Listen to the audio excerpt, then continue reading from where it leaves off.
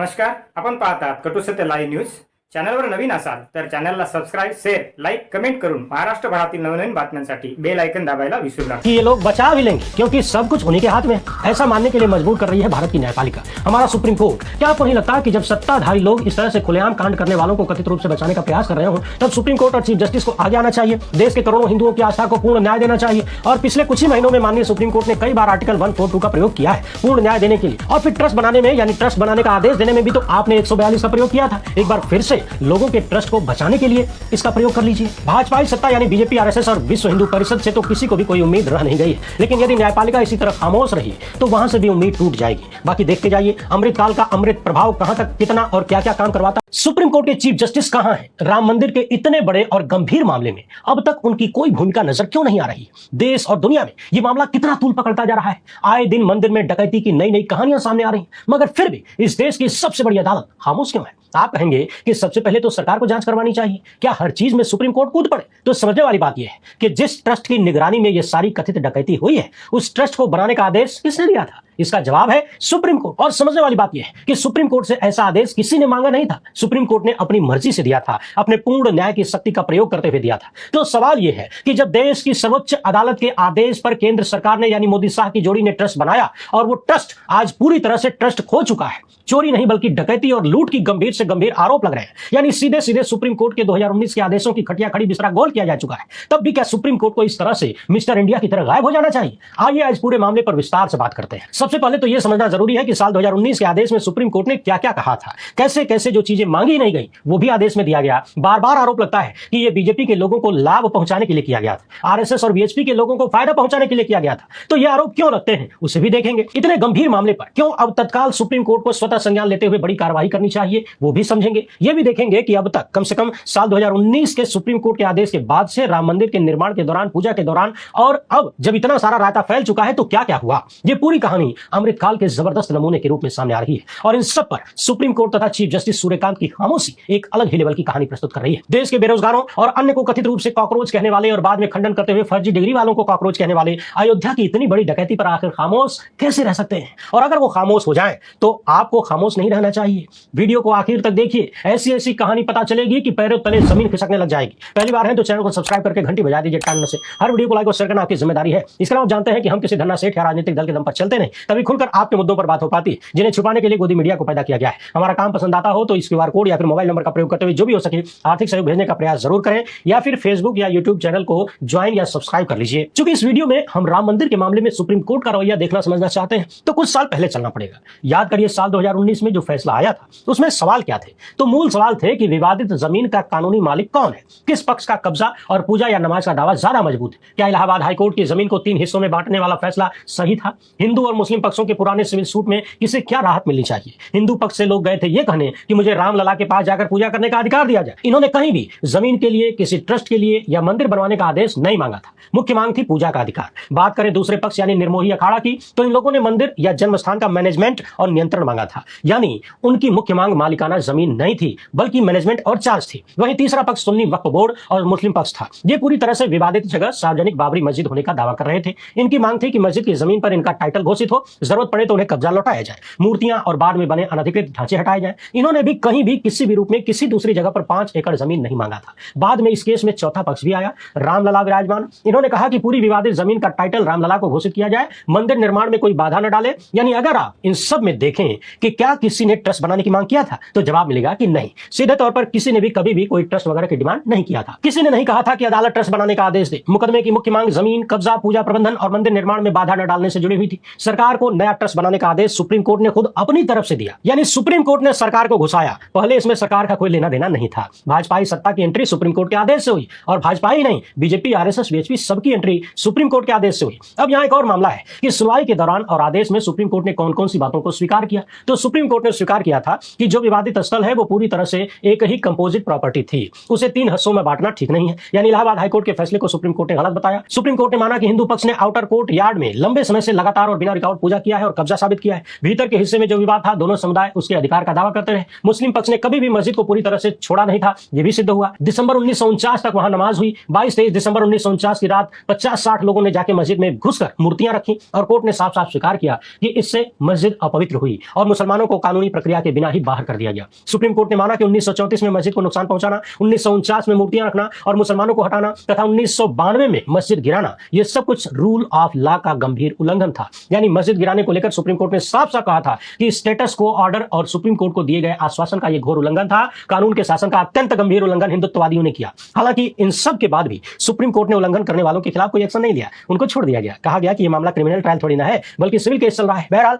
पूरी सुनवाई के बाद इलाहाबाद हाईकोर्ट का फैसला बदल दिया गया। सारी जमीन रामलला के पक्ष में जाती है। सुप्रीम कोर्ट ने अपनी तरफ से केंद्र सरकार से कह दिया कि 3 महीने में स्कीम बनाइए, स्कीम में कोई ट्रस्ट या अन्य व्यवस्था बनाइए और उसी ट्रस्ट को पूरी विवादित जमीन का कब्जा दे दीजिए। ट्रस्ट को ही मंदिर निर्माण और प्रबंधन की शक्ति दे दीजिए। यानी सोचिए कि किसी ने ट्रस्ट की डिमांड नहीं किया था। निर्मोही अखाड़ा जो कि लंबे वक्त तक मुकदमा लड़ता रहा, वो पूजा और प्रबंधन मांग रहा था, उसे नहीं दिया गया। कहा गया कि ट्रस्ट में इनको उचित स्थान दे दीजिए, लेकिन कैसा उचित स्थान मिला है जरा पता लगाइए। गायब भी कर दिया गया निर्मोही अखाड़ा के लोगों को। और तो और सुप्रीम कोर्ट में लंबी लड़ाई लड़ने वाले जितने भी पक्षकार थे, उन सबको यह ट्रस्ट बनाने के माध्यम से चलता कर दिया गया। निर्मोही अखाड़ा की ऐतिहासिक भूमिका को पूरी तरह से गायब करते हुए सुप्रीम कोर्ट ने जो ट्रस्ट बनाने का आदेश दिया, उसमें बीजेपी, आरएसएस और विश्व हिंदू परिषद के लोगों को भर भर के ठूसा गया। लेकिन यहां समझने वाली बात यह है कि ट्रस्ट बनाने का आदेश सुप्रीम कोर्ट ने दिया, पूरी जमीन इकट्ठा एक पक्ष को यानी ट्रस्ट को देने की बात सुप्रीम कोर्ट ने कहा, मुसलमानों को 5 एकड़ वैकल्पिक जमीन देने की बात भी सुप्रीम कोर्ट ने ही कहा। यह सारी चीजें कहीं से भी सुप्रीम कोर्ट से मांगी नहीं गई। ये सब सुप्रीम कोर्ट ने आर्टिकल 142 के तहत यानी पूर्ण न्याय के अपने पावर के तहत दिया था। यानी आज जिस ट्रस्ट और ट्रस्ट के सदस्य पदाधिकारियों पर इतनी बड़ी डकैती करवाने का आरोप लग रहा है, ये ट्रस्ट इंटरनेट से डाउनलोड नहीं हुआ है गूगल प्ले स्टोर से, बल्कि सुप्रीम कोर्ट के आदेश पर बनाया गया है। सुप्रीम कोर्ट ने केंद्र सरकार यानी गुजराती जोड़ी की सत्ता से कहा कि ट्रस्ट बनाइए और गुजराती जोड़ी ने इस ट्रस्ट में चुन चुनकर अपने विश्वस्त लोगों को बिठाया। बार बार आरोप लग रहा है कि काबिलियत के आधार पर ट्रस्ट के सदस्यों और पदाधिकारियों को तो छोड़िए, कर्मचारी भी नहीं लगाए गए। हर व्यक्ति सिर्फ और सिर्फ इस आधार पर लगा कि वो भाजपाई सत्ता का, गुजराती जोड़ी का कितना विश्वस्त है और उनके प्रति कितना लॉयल है। तो समझने वाली बात यह है कि जिस सुप्रीम कोर्ट के आदेश पर ट्रस्ट बनाया गया, जो ट्रस्ट अब अपना ट्रस्ट पूरी तरह से खो चुका है, इतने गंभीर आरोप लग रहे हैं, तो क्या सुप्रीम कोर्ट को इन सारी चीजों को देखना नहीं चाहिए? आखिर हमारे माननीय चीफ जस्टिस कहां है, किस दुनिया में? क्या उन्हें इस बारे में कोई जानकारी नहीं है? पिछले दिनों जब राहुल गांधी ने वोट चोरी को लेकर लगभग 1 घंटे का बोरी भर भर के दस्तावेज दिखाते हुए खुलासा किया, दिखाया कि कैसे फर्जी तरीके से वोट काटे जा रहे हैं, तो सुनवाई के दौरान सुप्रीम कोर्ट ने कहा था कि हमको इसके बारे में कोई जानकारी नहीं है कि किस नेता ने क्या कहा है। अब सवाल यह है कि क्या राम मंदिर के इतने बड़े डकैती मामले को भी माननीय चीफ जस्टिस नहीं देख पाए, या सुप्रीम कोर्ट में तमाम जज जिनकी संख्या अब 34 से बढ़ाकर 38 कर दी गई है और इसमें से 37 पद भरे हुए हैं, तो क्या इन 37 जजों को भी इस बारे में कोई जानकारी नहीं है? क्या ये लोग mobile, internet, TV, YouTube, Facebook, कोई भी सोशल मीडिया प्लेटफॉर्म नहीं देखते, नहीं चलाते, या फिर गोदी मीडिया भी नहीं देखते, अखबार भी नहीं देखते? आखिर ये लोग किस गोला पर है, किसी दूसरे ग्रह से आते हैं क्या? यदि नहीं तो फिर इन्हें इस बारे में जानकारी क्यों नहीं है? और यदि जानकारी है तो इन्हें इस बात का एहसास क्यों नहीं है कि सुप्रीम कोर्ट के आदेश पर ही ऐसा ट्रस्ट बनाया गया था? आखिर सुप्रीम कोर्ट आदेश देकर भूल कैसे गया? भूल कैसे सकता है? उसने क्यों नहीं देखा कि ट्रस्ट में किन किन लोगों को बिठाया जा रहा है और वो लोग जो बैठ रहे हैं वो कैसे काम कर रहे हैं?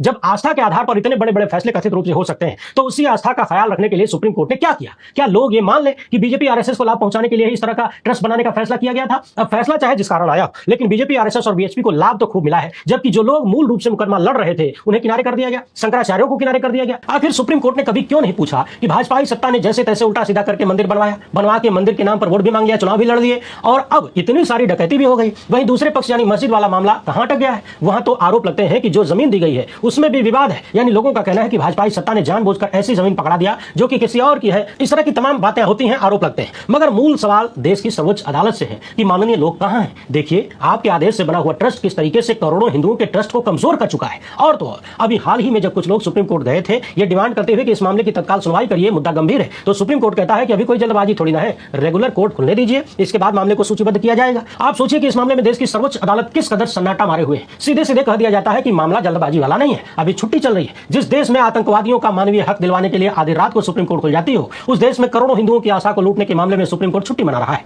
फर्जी डिग्री वाले वकीलों को हमारे चीफ जस्टिस कॉकरोच और पैरासाइट बुला देते हैं, लेकिन यहाँ करोड़ों के गबन के आरोप लग रहे हैं और पूरी तरह से सन्नाटा है। क्या आपको नहीं लगता कि केंद्र की गुजराती जोड़ी की सत्ता ट्रस्ट में उल्टे सीधे लोगों को लगाकर जो कांड कर रही है या करवाई है, उसकी स्वतः संज्ञान लेते हुए सुप्रीम कोर्ट को सुनवाई करनी चाहिए? मगर यहाँ स्वतः संज्ञान तो छोड़िए, लोग याचिका लेकर जाते हैं तब भी सुनवाई नहीं होती क्योंकि छुट्टी चल रही है। जज साहब लोगों को लंदन में छुट्टी मनाने से फुर्सत मिले तब तो। वैसे बात तो सही है, भारत में इतनी गर्मी है, ऊपर से बिजली की कटौती में बड़ा संकट है। सवाल है कि देश की सर्वोच्च अदालत हमारे चीफ जस्टिस पूर्ण न्याय की शक्ति का प्रयोग करते हुए यानी आर्टिकल 142 का प्रयोग करते हुए इस मामले में स्वतंत्र जांच की तरफ कदम क्यों नहीं बढ़ा रहे? इतने बड़े मामले का स्वतः संज्ञान क्यों नहीं ले रहे? जिस केंद्र सरकार ने ऐसे ऐसे लोगों को जुटाकर ट्रस्ट बनाया जिन्होंने करोड़ों हिंदुओं की आस्था को चोट पहुंचाया है, वो केंद्र सरकार अपनी ईडी, सीबीआई और इनकम टैक्स को कहां छुपा के रखी है? कौन से को भवन में बंद करके रखा गया है? क्या वो सब केवल विपक्ष के नेताओं के लिए? लिए, विपक्षी पार्टियों को तोड़ने के लिए, उनके विधायकों और सांसदों को डरा डरा के खरीदने के लिए, या फिर ईडी जैसी एजेंसियां केवल और केवल प्रधानमंत्री के परम मित्र सेठ को धंधा दिलवाने के लिए? परम मित्र को कोई धंधा पसंद आ जाए, कोई कंपनी पसंद आ जाए, उसके ऊपर छापा मारो, उसके मालिक को उठा लो, उसको जेल में डालो, मारो पीटो, डराओ धमकाओ, उस कंपनी को सेठ को सौंप दिया जाएगा। क्या देश की जांच एजेंसियों का सिर्फ यही धंधा रह गया है? यहाँ करोड़ों हिंदुओं के साथ धोखा हो गया, रामलला को लूट लिया गया, डकैती हो गई और किसी जांच एजेंसी के कानों में जू नहीं रेंग रही। अरे एक आध पार्टी कुछ दिन बाद तोड़ लीजिएगा, समाजवादी पार्टी के विधायकों और सांसदों को 2-4 महीने बाद खरीद लीजिएगा।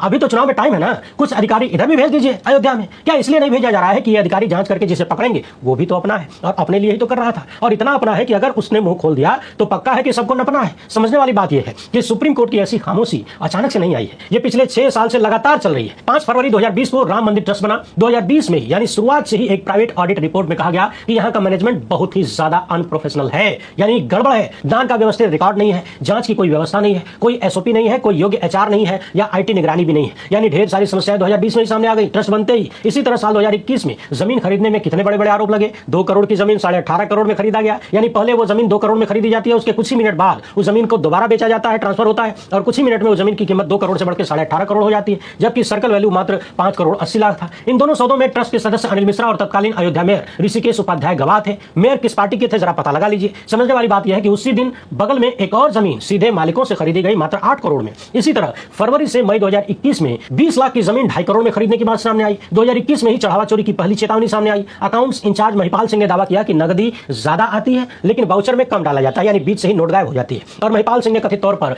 5 लाख की चोरी पकड़ भी लिया था। ट्रस्ट के बड़े बड़े अधिकारियों को बताया, लेकिन अधिकारियों ने जांच करने की बजाय महिपाल सिंह को ही हटा दिया, यानी चोरी पकड़ने वाले को ही काम से हटा दिया गया। सीसीटीवी फुटेज मिटाने का भी आरोप लगा। करोड़ों की स्वर्ण जनित रामचरितमानस जो कि डोनेट किया गया था उसके भी गायब होने की खबरें चलने लगी। बताया जा रहा है कि महाकुंभ के दौरान चोरी बहुत ज्यादा बढ़ गई और एकदम संगठित तरीके से चोरी होने लगी। महाकुंभ में जब लोग प्रयागराज जा रहे थे स्नान करने, उसी दौरान करोड़ों दर्शनार्थी अयोध्या भी जा रहे थे कि चलो भैया इलाहाबाद पहुंचे हैं, अयोध्या भी निपटा लेते हैं। खूब सारा दान आने लगा, दान की चोरी का सिस्टम भी मजबूत कर लिया गया, यानी जितना दान बढ़ता गया सिस्टम चोरी का सिस्टम उतना मजबूत करने लगे। फरवरी 2026 में काउंटिंग टीम के एक सदस्य ने चोरी की शिकायत किया लेकिन कार्रवाई नहीं हुई। खुद स्टेट बैंक ऑफ इंडिया ने चोरी का संदेह जताया, काउंटिंग स्टाफ हटाने की सिफारिश की, लेकिन ट्रस्ट के अधिकारियों ने कर्मचारी को हटाने नहीं दिया और अब उन्हीं में से कई लोग गिरफ्तार हुए हैं। कथित रूप से जून 2026 में जब यह मामला खुला, विपक्ष के नेता अखिलेश यादव ने न्यायिक हस्तक्षेप की मांग किया। पहले तो ट्रस्ट ने आरोप खारिज किया और कहा कि समय समय पर ऑडिट होता है, कोई दिक्कत नहीं है। जब बवाल बढ़ने लगा तो यूपी सरकार ने एसआईटी बनाया। एसआईटी में उन लोगों को रखा गया जिनमें से कुछ लोग पहले से ही जांच के दायरे में फंसे हुए थे। इसी बीच 16 जून को 1250 कीमती ईंटें गायब होने का आरोप लगा, यानी सोना चांदी हीरे जड़ित और अष्ट धातुओं की ईंटें चोरी हो गई।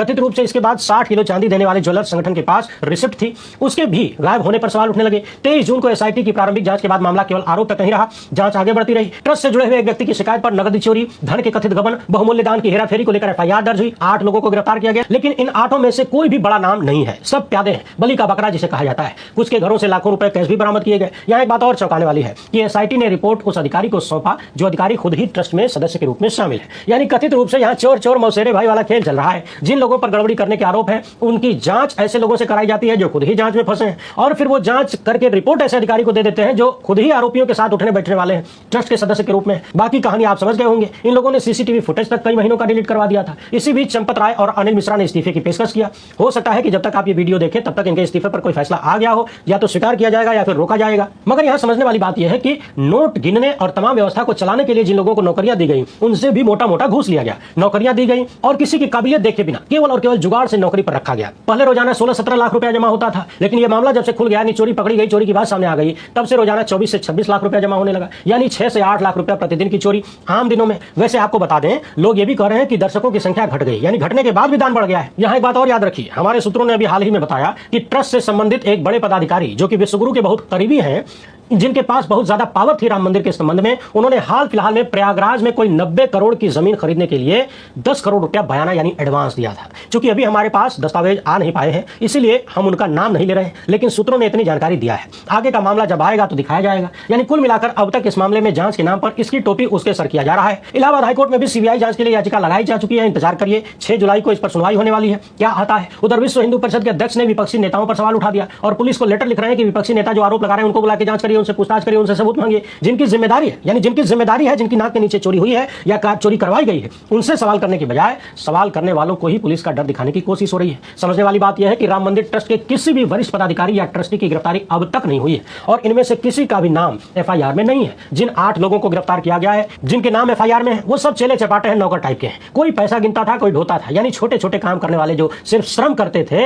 यानी शैतानी खोपड़ी उनकी नहीं लग सकती थी, वो लगा भी नहीं सकते थे। ऐसी जगह पर चंपत राय के खिलाफ अब तक कोई कार्रवाई नहीं हुई, अनिल मिश्रा के खिलाफ कोई कार्रवाई नहीं, गोपाल राव के खिलाफ कोई कार्रवाई नहीं। इसलिए बार बार आरोप लग रहा है कि भाजपा इस सत्ता अपने इन चहेते लोगों को बचाने का प्रयास कर रही है और लोग तो ये भी मान चुके हैं कि ये लोग बचा भी लेंगे, क्योंकि सब कुछ उन्हीं के हाथ में है। ऐसा मानने के लिए मजबूर कर रही है भारत की न्यायपालिका, हमारा सुप्रीम कोर्ट। क्या आपको नहीं लगता कि जब सत्ताधारी लोग इस तरह से खुलेआम कांड करने वालों को कथित रूप से बचाने का प्रयास कर रहे हो, तब सुप्रीम कोर्ट और चीफ जस्टिस को आगे आना चाहिए, देश के करोड़ों हिंदुओं की आस्था को पूर्ण न्याय देना चाहिए। और पिछले कुछ ही महीनों में माननीय सुप्रीम कोर्ट ने कई बार आर्टिकल 142 का प्रयोग किया है पूर्ण न्याय देने के लिए। और फिर ट्रस्ट बनाने में, यानी ट्रस्ट बनाने का आदेश देने में भी तो आपने 142 का प्रयोग किया था। एक बार फिर से लोगों के ट्रस्ट को बचाने के लिए इसका प्रयोग कर लीजिए। भाजपा सत्ता यानी बीजेपी, आरएसएस और विश्व हिंदू परिषद से तो किसी को भी कोई उम्मीद रह नहीं गई है, लेकिन यदि न्यायपालिका इसी तरह खामोश रही तो वहां से भी उम्मीद टूट जाएगी। बाकी देखते जाइए अमृतकाल का अमृत प्रभाव कहां तक, कितना और क्या क्या काम करवाता है।